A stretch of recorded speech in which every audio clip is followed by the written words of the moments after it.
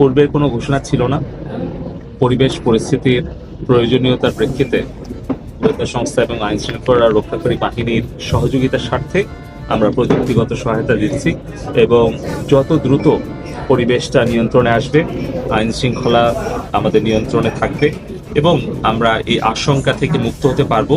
পাওয়ার এবং ইন্টারনেট সহ পুরো ব্যবস্থাটাই সেই সময় বিচ্ছিন্ন হয়ে যায় এবং আমরা ইন্টারনেট বন্ধ করতে বাধ্য হই।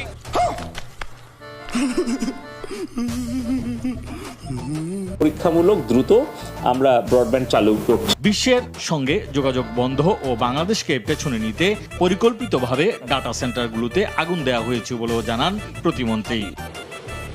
আচ্ছা, ঠিক আছে। 3টা ডেটা সেন্টারের যে ইন্টারনেট যে কানেকশন, সেই ফাইবার অপটিক্যাল কেবলগুলো রিডান্ডেন্সি সহ পুড়িয়ে দিয়েছে।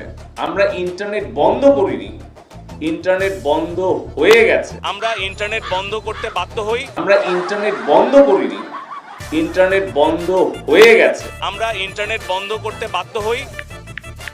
নাটক কম করো প্রিয়। একটা মিথ্যা কথা বললে অনেক মিথ্যা কথা মানে অনেক একটা মিথ্যা কথা বললে ওইটা অনেকগুলো আরো মিথ্যা কথা ঢাকার চেষ্টা করলে ওইটা মিথ্যাই থেকে যাবে।